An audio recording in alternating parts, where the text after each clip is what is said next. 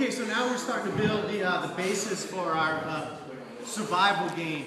We're not going to talk about sweeps and submissions and other stuff yet. You have to be able to survive inside of half guard in order to be able to do anything from there. If you can't survive there, if when you get put in half guard you got 3 seconds to get something done or the other guy's going to pass, then you're not going to be able to have a half guard game. So what you need to be able to do is be inside of half guard bottom and survive there and hang out and feel like you're safe and you're going to be in a good spot. So we built the basis of that game. So now we can start working on some postures that we can use inside of that game to survive and be okay. So the first two things I introduced was a stretching and a balling sort of energy, and those things have sort of different objectives.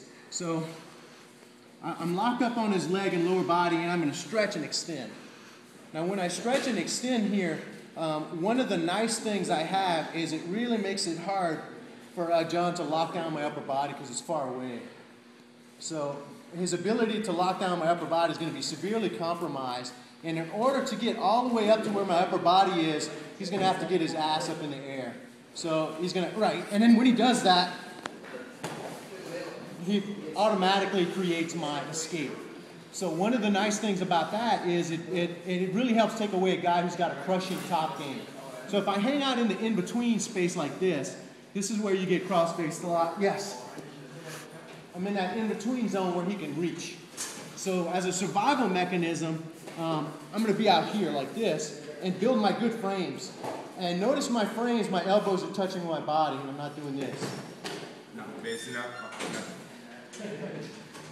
I can get my hip in the air if I need, but essentially what I'm doing is I'm keeping my upper body away so it can't be captured, and then I'm using my frames, in this case my long distance frames,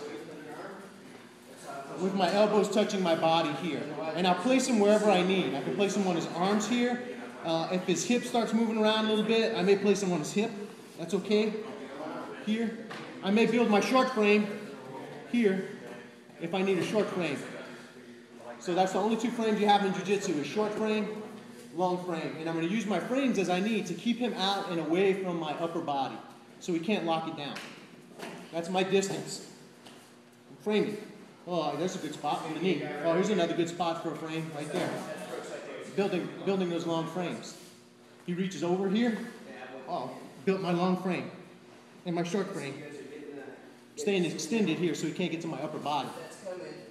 Surviving here. That's long distance. Now let's do the close in one so you can practice both of those.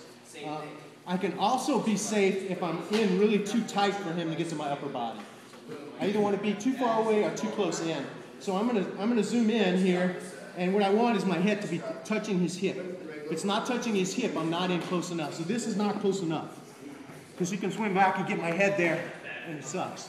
What I need is my head touching his hip right there, and I need my arm unavailable. And this one usually likes an underhook, a swimming underhook, because that lets me ball up more. So touching, and this one I'll underhook here.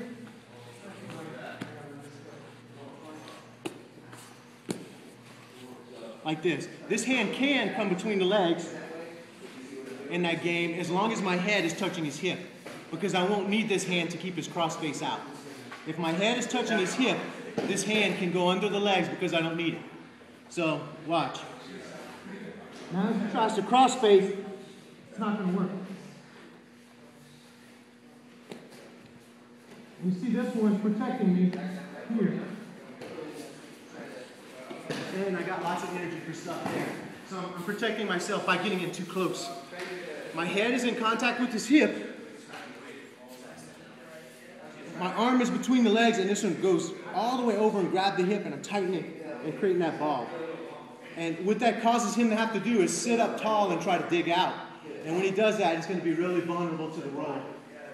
Like that.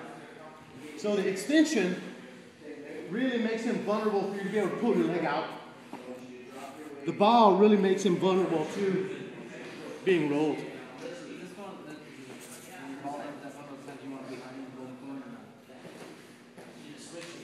You could.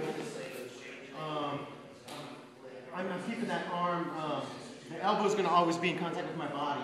So I can tuck it in and then get up. So yes, I can, if I want, I can tuck it in and start getting up here and load up the weight for that throw. And that's okay. But I don't have to. Does that make sense? Okay, let's try those two postures and then I'll see what people do and then we'll come back in and correct. You can't get your head to the hip. Long. Yeah, if I can't get the head to the hip, I'm not going to do that posture because it doesn't work. I'm going to do the long posture. So I'm going to always be moving back and forth between one or the other. So quickly, if I can't get in there to get my head into the hip, now I'm backing up and doing this one because that one's not available. And then oftentimes his defense of this one, when he starts swimming and circling his arms and yeah, so we'll open that one back up. Here. So it opens up. Defensive one will open up the other. And you always want to be in one of those two spots to be safe there. So let's try that with your partner.